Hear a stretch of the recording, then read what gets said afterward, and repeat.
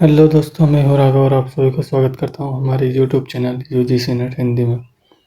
जैसा कि आप देख सकते हैं, मैं लेकर आ गई हूँ 100 क्वेश्चन जो कि परीक्षा की दृष्टि से महत्वपूर्ण है, क्योंकि ये इनमें से यूजीसी नेट में आपके हिंदी साहित्य का जो सब्जेक्ट है उसमें पूछा ही पूछा जाएगा। इसीलिए मैं आपके लिए टॉप 100 क्वेश्चन लेकर आया हूँ। तो हम चलते हैं पहले प्रश्न की ओर। और अगर आप इस चैनल पर नए हैं तो हमारे चैनल को सब्सक्राइब करें, और अगर वीडियो अच्छा लगेगा तो आप लाइक कीजिएगा। चलिए हम बढ़ते हैं प्रथम प्रश्न की ओर। पहला प्रश्न है, निम्नलिखित उपन्यासों का प्रकाशन काल की दृष्टि से सही अनुक्रम क्या है। ठीक है, तो इसका उत्तर आपका आ जाएगा सी। गर्म राख, भूले बिखरे चित्र, टेढ़ा कोटा, मानस का हंस। इसकी हम प्रश्न की व्याख्या प्रकाशन वर्ष और इनके लेखक कौन कौन हैं वो भी हम देखेंगे। प्रश्न की व्याख्या भी हम इसमें साथ के साथ करेंगे और पूरा हम देखेंगे इसका उत्तर। ठीक है, तो देख लेते हैं गर्म राख। गर्म राख का प्रकाशन वर्ष है 1957 ईस्वी और इसके लेखक हैं उपेंद्र नाथ अश्क। ठीक है, भूले बिसरे चित्र, इसका प्रकाशन वर्ष है 1959 ईस्वी और इनके लेखक हैं भगवती चरण वर्मा। ठीक है, टेरा कोटा, इसका प्रकाशन वर्ष है 1972 ईस्वी और इनके लेखक हैं लक्ष्मीकांत वर्मा। ठीक है, मानस का हंस, इसका प्रकाशन वर्ष है 1972 ईस्वी, अमृतलाल नागर इनके लेखक हैं। ठीक है, तो ये सभी उनका प्रकाशन वर्ष भी हो गया और उनके लेखक भी हो गए। कभी लेखक के पूछ लिए कि गर्म राख का लेखक कौन था, या बिले बिखरे या टेराकोटा या मानस का हंस लेखक कौन थे, तो आप इनमें से याद रखिएगा। ठीक है, चलते हैं हम अगले प्रश्न की ओर।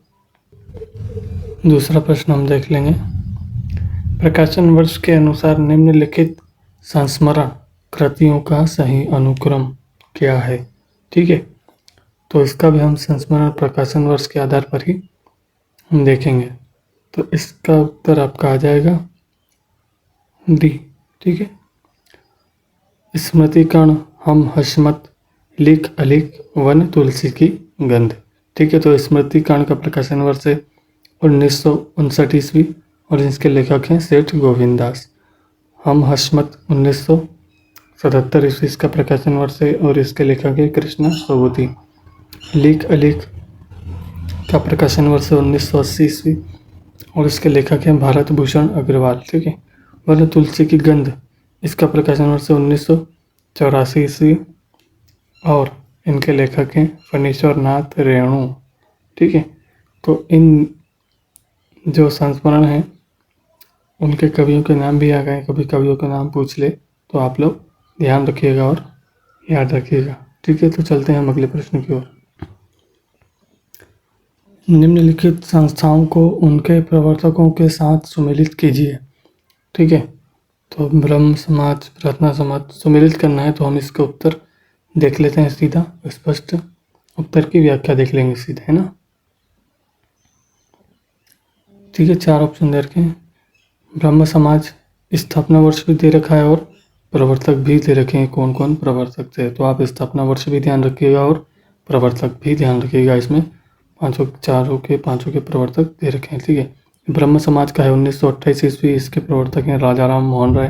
प्रार्थना समाज की स्थापना वर्ष 1967 ईस्वी और इनके प्रवर्तक हैं महादेव गोविंद राणाडे। ठीक है, थियोसॉफिकल सोसाइटी का स्थापना वर्ष है 1875 ईस्वी, इसके प्रवर्तक हैं एनी बेसेंट, मैडम ब्लाटवर्स्की एवं कर्नल हेनरी ऑलकॉट। ठीक है, तीन प्रवर्तक हैं इनके। और सत्य शोधक समाज का स्थापना वर्ष है 1873 ईस्वी। ठीक है, तो इसके प्रवर्तक हैं महात्मा ज्योतिबा फूले। ठीक है, तो आर्य समाज 1975 ईस्वी स्थापना वर्ष है इसका और इसके कवि हैं दयानंद प्रवर्तक हैं इसके दयानंद सरस्वती। ठीक है, तो हम बढ़ते हैं अगले प्रश्न की ओर। अगला प्रश्न हम देखते हैं, निम्नलिखित में से किस कवि का संबंध नवगीत विधा से नहीं है? नवगीत विधा से नहीं है,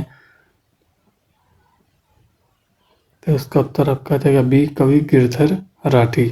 ठीक है, इसके उत्तर की समीक्षा देख लेंगे हम। कवि गिरधर राठी का संबंध नवगीत विधा से नहीं है। हिंदी में नवगीत परंपरा का आरंभ राजेंद्र प्रसाद सिंह द्वारा सन 1958 ईस्वी में संपादित गीतांगिनी शीर्षक नवगीत संकलन से माना जाता है। तो अगर आपसे ये पूछ ले प्रश्न कवि के नवगीत विधा के कवि कौन थे या कहाँ से प्रारंभ हुई थी, तो इनके कवि हैं राजेंद्र प्रसाद सिंह, और कौन सा सन से, तो 1958 ईस्वी थे। ठीक है, तो ये आप उत्तर बता सकते हैं। आगे आगे आगे आगे हम देख लेते हैं, नवगीत विद्या के प्रमुख कवि वीरेंद्र कुमार मिश्र, कुमार रविंद्र माहेश्वरी तिवारी, डॉक्टर शंभुनाथ सिंह, उमाकांत मालवीय, रविंद्र भ्रमर, श्री कृष्ण तिवारी, रामनाथ अवस्थी, वीरेंद्र मिश्र आदि हैं। वीरेंद्र मिश्र की रचनाएं हैं गीतिम, लेखनी बेला, अभिरामचल, मधुवंती। माहेश्वरी तिवारी और रचना की हर श्रृंगार कोई तो हो। ठीक है, ये तो उत्तर की समीक्षा होगी। अगला प्रश्न हम देख लेंगे। अगला है, पंक्तियां दे रखी है कवि की, माई न होती बाप न होते, कर्मम न होता काया, हम नहीं होते तुम नहीं होते, कौन कहाँ से आया, चंद न होता सूर न होता, पानी पवन मिलाया, शास्त्र न होता वेद न होता, कर्म कहाँ से आया। तो यह उपयुक्त पंक्ति किस की है, तो इसका उत्तर हम देखेंगे आगे। ठीक है, उपयुक्त पंक्ति किस कवि की है?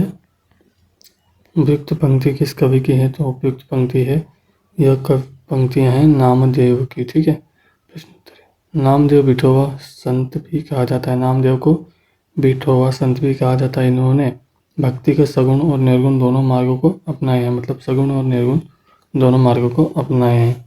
ठीक है, और शेष कवि की पंक्तियां अगर पूछ ले तो हम देख सकते हैं महत्वपूर्ण पंक्तियां हैं, परीक्षा की दृष्टि से पूछ भी सकते हैं। तो कबीर की है माधव में कैसा अपराधी, तेरी भक्ति होत नहीं साधी। नामदेव की पंक्ति तो आपने देख ली है। ठीक है, मन मेरी सुई तन तेरा धागा, केचर सी जी के चरण पर नामा सीपी लागा। रैदास की पंक्ति है, जब हम होते तब तू नाही, अब तू है मैं नाही। ठीक है, मूलक दास की पंक्ति है, नाम हमारा खाक है, हम खाकी बंदे, खाकहीं से पैदा किए अति गाफिल गंदे। ठीक है, तो ये पंक्तियाँ पूछी भी जा सकती है और परीक्षा की दृष्टि से महत्वपूर्ण भी है, तो आप लोग ध्यान रखिएगा। ठीक है, तो अगला प्रश्न हम ले लेते हैं। अगला प्रश्न है, जीव मुँह चाही को निको, दरस बरस दिन राति करती है, कान प्यारे पी को।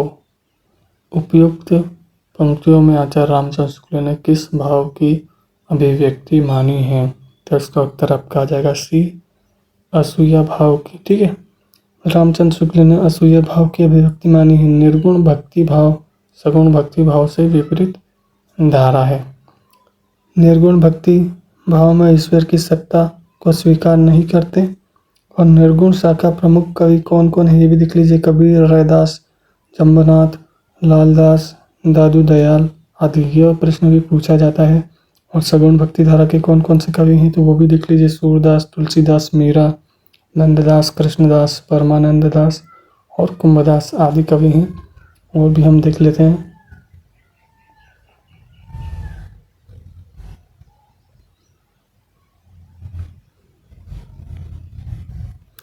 अब हम देख लेते हैं असूया भाव। इसमें दूसरे के गुण में दोष निकालना। ठीक है, देहिक श्रृंगार बाहरी साज सज्जा का स्वरूप जो मुख्य रूप से स्त्रियों में देखने को मिलता है। निर्गुण का व्यवहार की विशेषता दे रखी इन्होंने। निर्गुणोपासना, पहला रहस्यवाद का उत्कृष्ट वर्णन, बहुदेववाद का विरोध, सामाजिक अन्याय और आडंबर का विरोध, लोक कल्याण की भावना और जाति पाति का विरोध, नारी के कामनी रूप की निंदा, ठीक है, साधु साधु कड़ी भाषा का प्रयोग। तो यह सारी विशेषताएं भी दे रखी है, कभी परीक्षा में पूछ ले कि निर्गुण धारा की, निर्गुण काव्य की कौन कौन सी विशेषताएं हैं, तो ये विशेषताएं ध्यान रखेगा। ठीक है, तो चलते हैं हम अगले प्रश्न की ओर। तो अगला प्रश्न है, बैठे हुए सुखद आतव में मृग रोम मंथन करते हैं, वन के जीव विपर से बाहर हो विष शब्द विचरते हैं, उपयुक्त पंक्तियों में किसका वर्णन है। ठीक है, उपयुक्त पंक्तियों में किसका वर्णन है, तो इसका उत्तर हम देख लेते हैं। 4 ऑप्शन दे रखे हैं इसमें। ठीक है, तो इसमें आपका उत्तर आ जाएगा सी, रश्मि रथी में परशुराम आश्रम का। ठीक है, तो इस उत्तर की हम समीक्षा देख लेंगे, व्याख्या देख लेंगे छोटी सी। प्रश्नोत्तरी पंक्तियों में रश्मि रथी में परशुराम आश्रम का वर्णन किया गया है। ठीक है, रश्मि रथी सूर्य का सारथी, रचना रामधारी सिंह दिनकर की है, 1952 इसमें रचित है।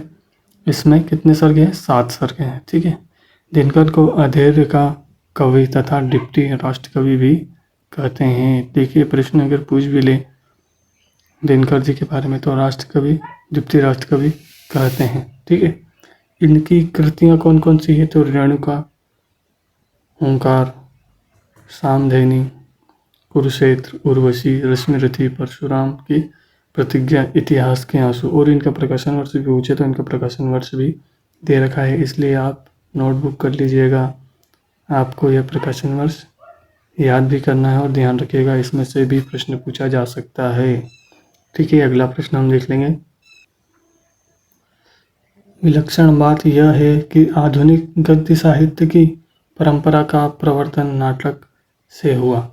उपयुक्त कथन किस साहित्यकार का है।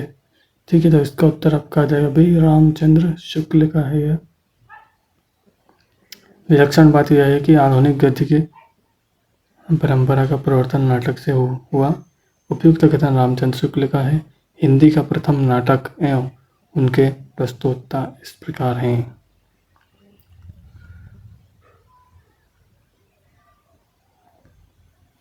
ठीक है, तो डॉक्टर ओझा प्रस्तोता गयस कुमार राय, डॉक्टर गणपति चंद्र है तो गोरक्ष विजय, डॉक्टर बच्चन सिंह है तो आनंद रघुनंदन, आचार्य रामचंद्र शुक्ल है तो आनंद रघुनंद, भारतेंदु हरिश्चंद्र है तो नहुष। यह सभी इनके नाटक दे रखे हैं, कभी परीक्षा में पूछ ले तो यह याद रखिएगा, क्योंकि महत्वपूर्ण प्रश्न हैं, यह पूछे ही जाएंगे और इनमें से कुछ ना कुछ प्रश्न पूछा ही जा सकता है। अगला प्रश्न हम देख लेंगे।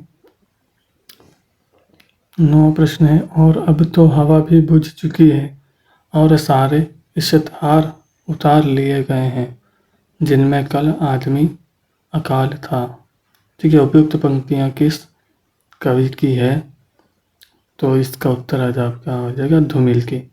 इसकी उत्तर की व्याख्या देख लेते हैं हम। पांडे धूमिल, सुदामा पांडे धूमिल चंद की है। सुदामा पांडे धूमिल चंद ने अपनी कविता के द्वारा राजनीतिक, सामाजिक तथा आर्थिक विषमता पर तीव्र प्रहार किया है। ठीक है, धूमिल जन सरोकार के कुशल चितेरे हैं। उनकी कविता हथियारों के खिलाफ एक लड़ाई है। ठीक है, उन्होंने कविता जो लिखी है वो हथियारों के खिलाफ एक लड़ाई है कि इनका वाक्य है। काव्य संग्रह इनका संसद से सड़क तक 1972 ईस्वी में प्रकाशित हुआ। शेष साहित्यकारों की प्रसिद्ध पंक्तियां इस प्रकार है, मतलब जो साहित्यकार हैं नागार्जुन, लीलाधर, जंगुड़ी, मुक्तिबोध, इनकी भी हम पंक्तियां देख लेंगे जो परीक्षा की दृष्टि से महत्वपूर्ण है।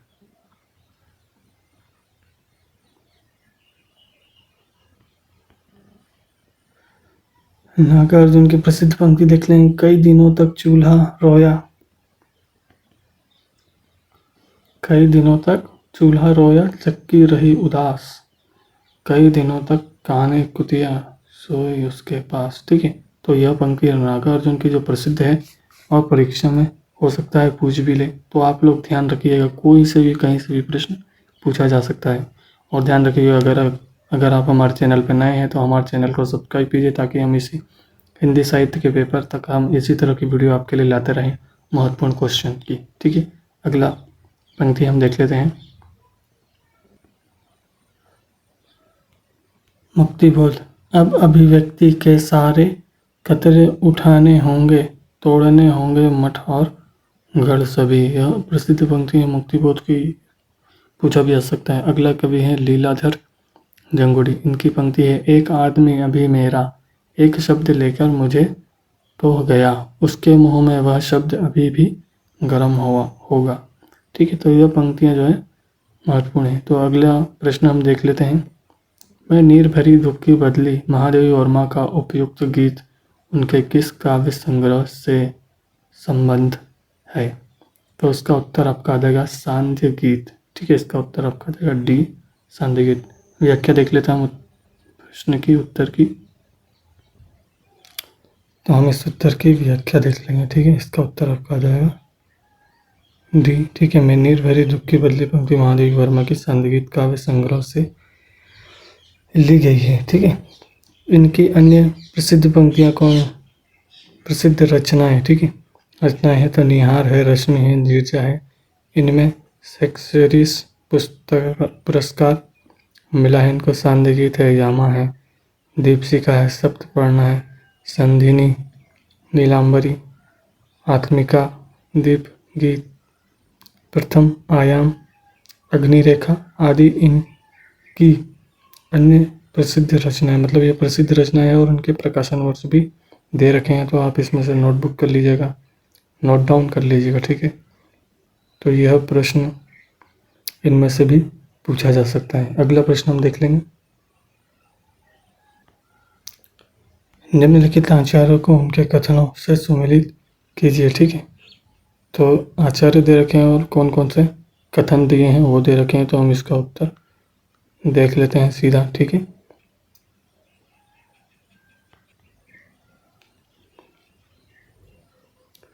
ठीक है, दंडी ने जो कथन दिया है, शरीर ताव दृष्टार्थ व्यवच्छन पदावली। ठीक है, भामा ने कथन दिया है, शब्दार्थों सहित काव्यम गद्यम पद्यम च द्विधा।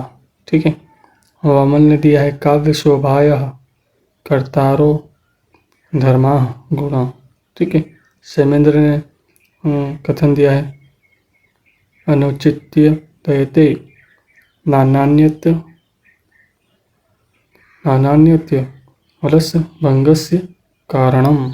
ठीक है, तो यह सभी उत्तर पंक्तियां दे रखी है आपके सामने। ठीक है, तो अगला हम देख लेते हैं आगे। अगला प्रश्न है, जुंग के अनुसार पिता पर अधिकार जमाने के लिए लड़की की अपनी मां से प्रतिस्पर्धा को किस ग्रंथि के रूप में जाना जाता है? तो इसका उत्तर आपका आ जाएगा इलेक्ट्रा ग्रंथि। ठीक है, उत्तर की व्याख्या देख लें। पिता पर अधिकार जमाने के लिए लड़की की अपनी मां से प्रतिस्पर्धा को इलेक्ट्रा ग्रंथि के रूप में जाना जाता है, जबकि माता पर अधिकार और पिता विरोधी ग्रंथि को ओइडियस के रूप में जानते हैं। ये दोनों ग्रंथियां बच्चों के जन्म से ही विकसित होने लगती है। ठीक है, तो यह उत्तर की व्याख्या। ठीक है, तो इसका उत्तर आपका आ जाएगा बी इलेक्ट्रो ग्रंथि। ठीक है, आगे अगला प्रश्न हम देख लेंगे। तोरी मानिनी ते हियो फोरी मोहिनी मान, प्रेम देव की छवि ही लकी भय बिया रस खान। ठीक है, आचार्य रामचंद्र शुक्ल के अनुसार उपयुक्त प्रमाणित होता है कि, मतलब इनमें ऑप्शन दे रखे हैं वो हमें देखना है कौन सा इसका। तो इसका उत्तर आपका जाएगा ए, बी और डी। ए, बी और डी। रसखान किसी स्त्री पर आसक्त थे, स्त्री मानवीय थी और रसखान का अनादर करती थी।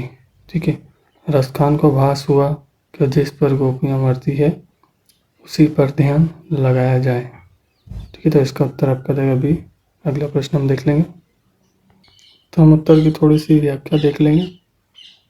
ठीक है, तो रसखान का पूरा नाम भी कभी पूछ सकते हैं परीक्षा में, तो सैयद इब्राहिम है। ठीक है, कृष्ण भक्ति के लिए कविता सवैया पद्धति को अपनाने वाले प्रथम कवि थे। कृष्ण भक्ति के सवैया पद्धति को अपनाने वाले प्रथम कवि थे, मतलब ये भी पूछ सकते हैं परीक्षा में। इनकी रचनाएं थे सुजान, रसखान, दान लीला, अष्टयाम और प्रेम वाटिका। यह प्रमुख रचनाएं हैं इनकी। तुलसीदास जी ने अपना रामचरितमानस सर्वप्रथम रसखान जी को सुनाया था। ठीक है, अगला प्रश्न, अब हम अगला प्रश्न देख लेते हैं। हिंदी के निम्नलिखित लोकमंची रूपों का प्रचलन की प्रमुखता के आधार पर प्रांतों से सुमेलित कीजिए।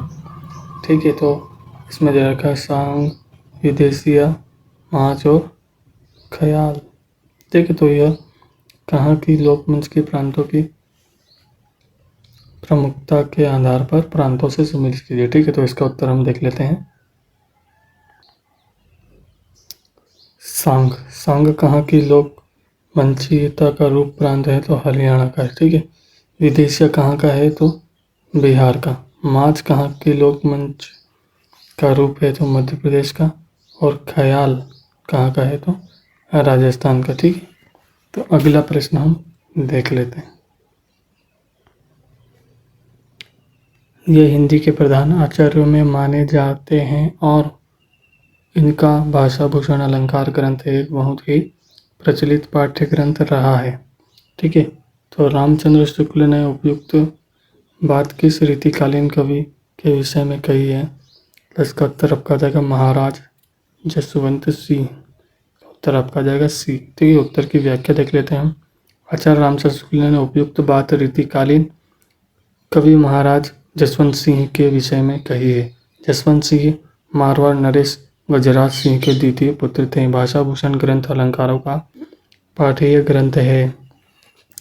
ठीक है, तो ये पूछ सकते हैं कौन पूछते थे उनके भाषा भूषण ग्रंथ कौन सा ग्रंथ है, ये भी पूछ सकते हैं। ठीक है, तो इनकी प्रमुख कृतियां हैं सिद्धांत बोध, अनुभव प्रकाश, सिद्धांत सार। ठीक है, अपरोक्ष सिद्धांत, आनंद विलास, सिद्धांत बोध आदि, ये सभी इनकी प्रमुख कृतियां हैं। ठीक है, और भी हम देख लेते हैं और कृतियां कुछ।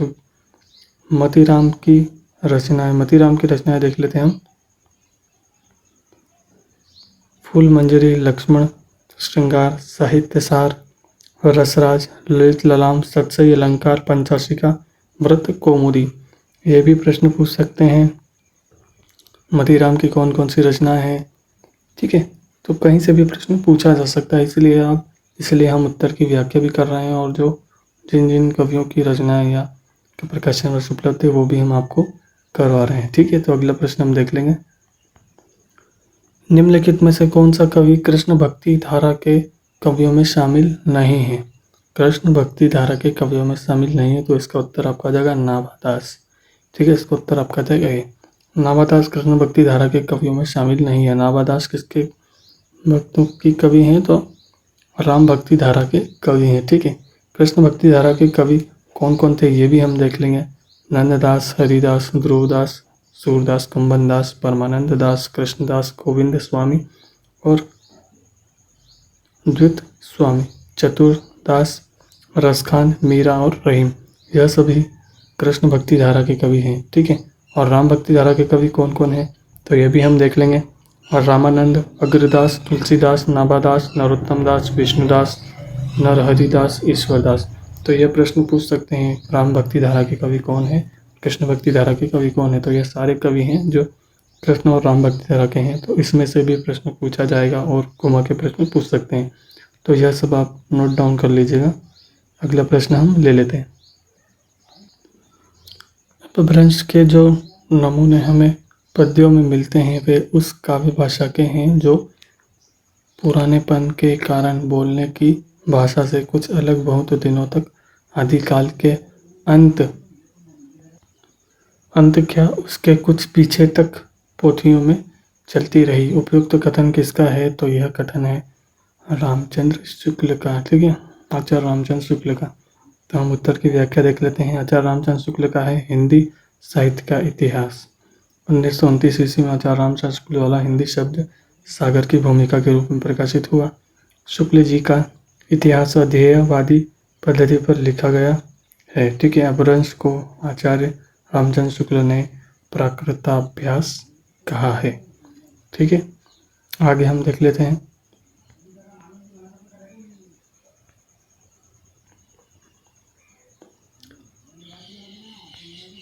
आचार्य रामचंद्र शुक्ल ने हिंदी साहित्य का 900 वर्षों के इतिहास को निम्नलिखित 4 भागों में विभाजित किया है। ठीक है, तो ये प्रश्न भी पूछ सकते हैं, तो ये भी हम देख लेते हैं। वीर गाथा काल का समय काल भी पूछ सकते हैं, 1050 से 1375 विक्रम संवत। ठीक है, भक्ति काल है तो 1375 ईस्वी से विक्रम संवत से 1700 विक्रम संवत तक। ठीक है, तृतीय काल है 1700 से 1900 विक्रम संवत।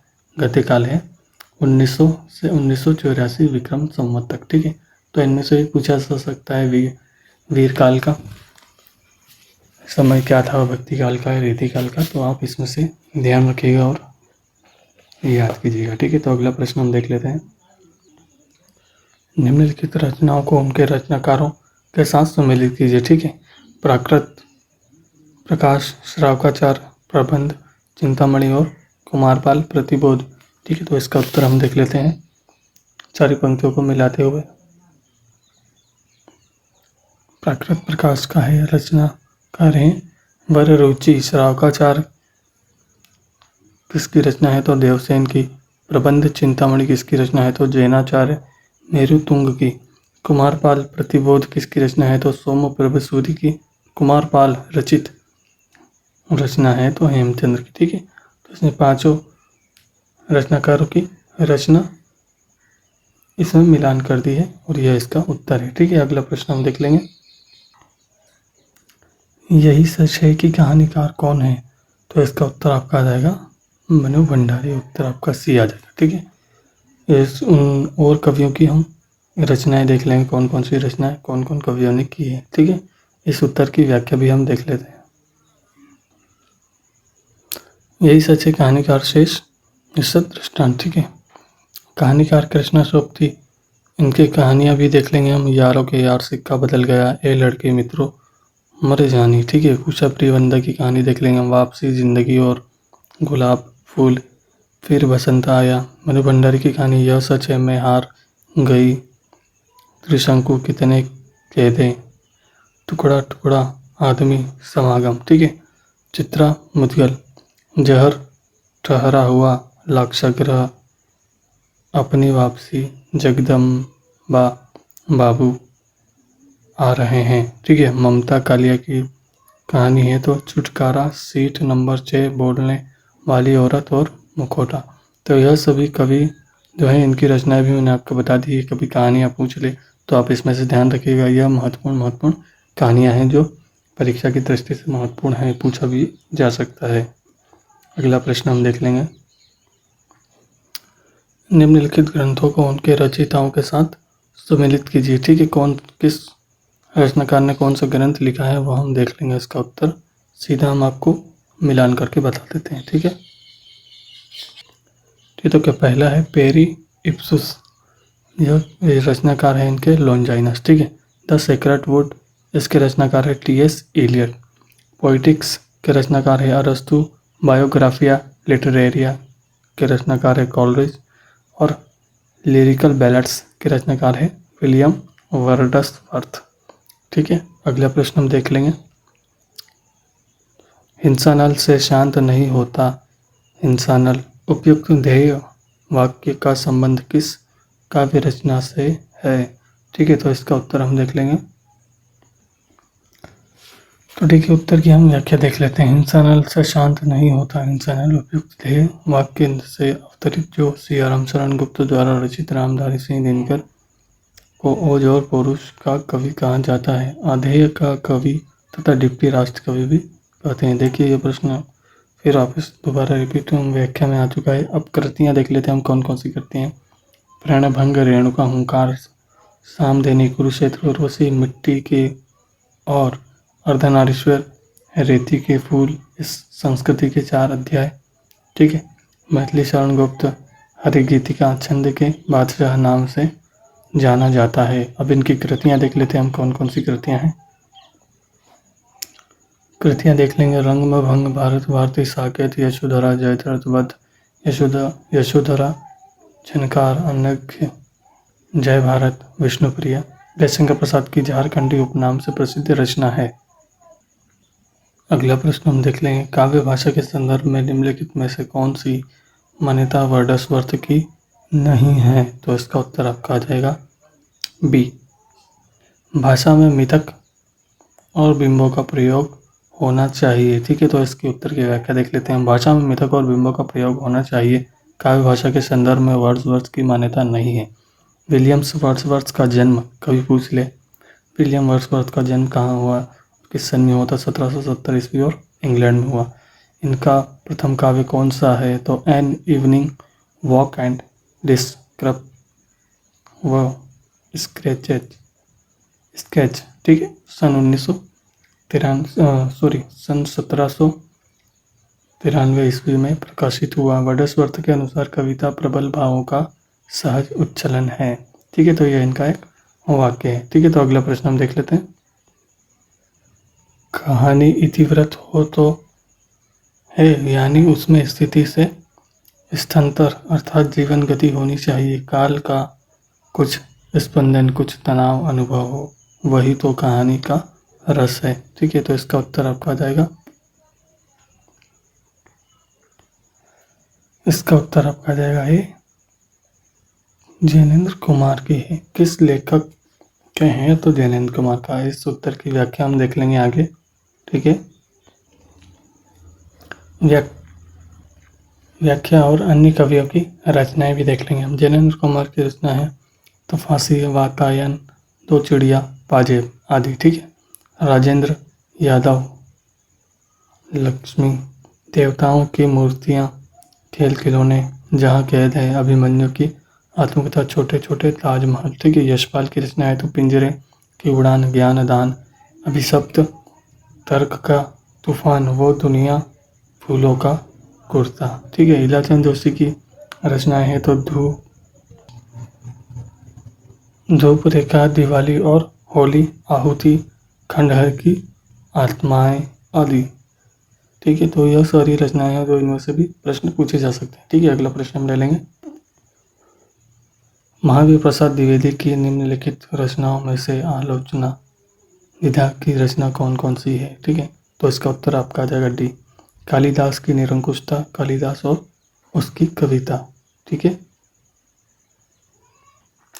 इसमें उत्तर की व्याख्या भी देख लेंगे। ठीक है, द्विवेदी के प्रवर्तक महावीर प्रसाद द्विवेदी की आलोचनात्मक विधा की रचना है कालिदास निरंकुशता और कालिदास और उनकी कविता। ठीक है, इन्होंने सरस्वती 1908 ईस्वी में कविताओं की उर्मिला विषयक उदासीनता नामक लेख लिखा है। ठीक है, द्विवेदी जी ने 1903 ईस्वी में सरस्वती पत्रिका का संपादन किया।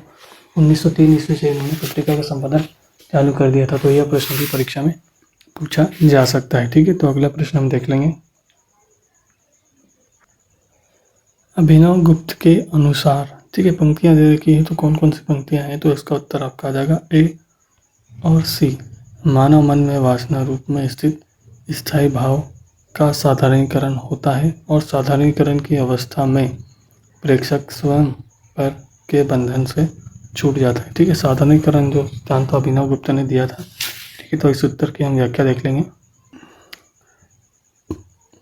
अभिनव गुप्त का जन्म 10वीं सदी का उत्तरार्ध कश्मीर में स्वीकार किया जाता है। इन्होंने व्याकरण शास्त्र, ध्वनि शास्त्र, नाट्य शास्त्र का अध्ययन क्रमशः नरसिंहगुप्त, भट्ट, इंद्रराज और भट्टतोत को गुरु मानकर किया। अभिनव गुप्त ने तंत्रालोक नामक श्रेष्ठ दार्शनिक कृति की रचना की। गुप्त जी के अनुसार साधारणीकरण की अवस्था में प्रेक्षक स्वयं पर के बंधन से छूट जाता है। ठीक है, तो यह उस उत्तर की व्याख्या है। कभी अभिनव गुप्त के जन्म के विषय पूछ ले, जन्म कहाँ हुआ था और कौन कौन से ग्रंथ इन्होंने लिखे हैं और इनके गुरु कौन थे? तो यह सभी प्रश्न इसमें विभुक्त हैं। ठीक है, तो कोई सा भी प्रश्न पूछा जा सकता है। अगला प्रश्न हम देख लेंगे।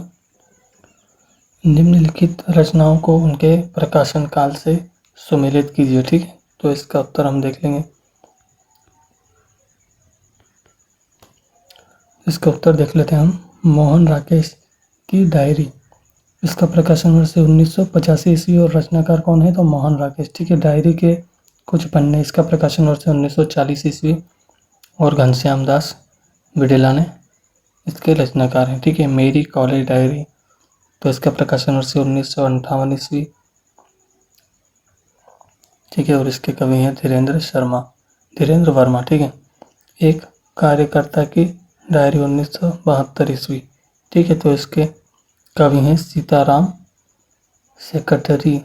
ठीक है, तो यह इनका प्रकाशन वर्ष भी दे दिया है और कवि कौन कौन है ये भी पूछा जाएगा, तो इसका भी उत्तर यहाँ पे हमने लिखित में दे दिया है।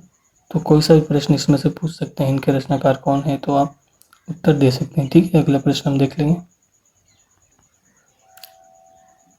जन्मना कवि प्रकृत्या घुमक्कड़ और विचारतः मूलतः मार्क्सवादी कविता के लिए कोई भी विषय हो सकता है। घुमक्कड़ ऐसे कि कभी यहाँ कभी वहाँ, मूलतः मार्क्सवादी, किंतु वे उसके बाहर भी झांक लेते हैं। बच्चन सिंह का उपयुक्त कथन किस कवि के विषय में है, तो इसका उत्तर हम देख लेते हैं। यह है नागार्जुन के विषय में। तो इसके उत्तर की हम थोड़ी व्याख्या देख लेंगे। तो ये हम उत्तर की व्याख्या देख लेंगे थोड़ा सा। बच्चन सिंह उपयुक्त कथन कविता का कवि नागार्जुन के विषय में है। नागार्जुन का वास्तविक नाम वेदनाथ मिश्र था। देखिए, नागार्जुन का नाम भी पूछ सकते हैं कि उनका पूरा नाम या वास्तविक नाम क्या था। इनके व्यक्तित्व में राहुल शंकरैयान और निराला जी की अमिट छाप मिलती है। मतलब इनकी रचनाओं में या इनके व्यक्तित्व में जो निराला जी और राहुल शंकरैयान कवि हैं, उनकी छाप इनकी कविताओं और रचनाओं में देखने को मिलती है। मैथिली श्रेय यात्री भी कहा जाता है इनको, मैथिली श्रेय यात्री भी कहा जाता है। ठीक है, इनके रचयिता उपन्यास रतिनाथ की चाची, बलचनमा, नई पौध, बाबा बटेश्वर नाथ, दुख मोचन, वरुण के बेटे और उग्रतारा आदि हैं। इनका प्रकाशन वर्ष भी दे रखा है, तो आप लोग नोट डाउन कर लीजिएगा इनका प्रकाशन वर्ष। ठीक है, तो इसमें से प्रश्न भी पूछा जा सकता है। अगला प्रश्न हम देख लेंगे। क्या स्त्री होना कोई पाप है? उपयुक्त संवाद किस कहानी से संबंधित है? तो इसका उत्तर आपका आ जाएगा बी, आकाशदीप। ठीक है, उत्तर की व्याख्या देख लेते हैं हम। क्या स्त्री होना कोई पाप है? उपयुक्त संवाद जयशंकर प्रसाद रचित आकाशदीप कहानी का है। ठीक है, जिसके पात्र हैं चंपा, बुद्धगुप्त, जया, वर्णिका और मणिभद्र। यह प्रमुख पात्र हैं। जयशंकर प्रसाद के प्रमुख कहानियाँ कौन सी है? तो ग्राम है, छाया है, प्रतिध्वनि है, आकाशदीप, आंधी, इंद्रजाल।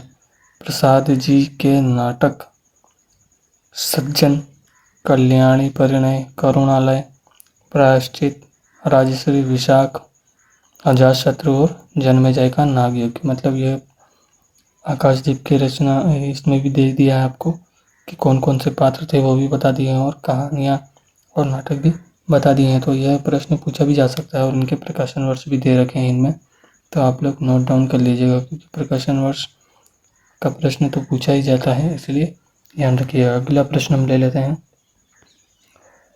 निम्नलिखित में से कौन सा प्रवासी लेखक मॉरिशस का नहीं है? ठीक है, तो इसका उत्तर आपका जाएगा डी, महात्म सिंह। ठीक है, प्रवासी, इसके उत्तर की व्याख्या देख लेंगे हम। प्रवासी लेखक महात्म सिंह मॉरिशस के नहीं है। ठीक है, मॉरिशस के प्रमुख लेखक हैं महेशराम, जियावन, अभिमन्यु अनंत और रामदेव, दुर्धर, इंद्रदेव, भोला, इंद्रनाथ, मुनीश्वर लाल आदि।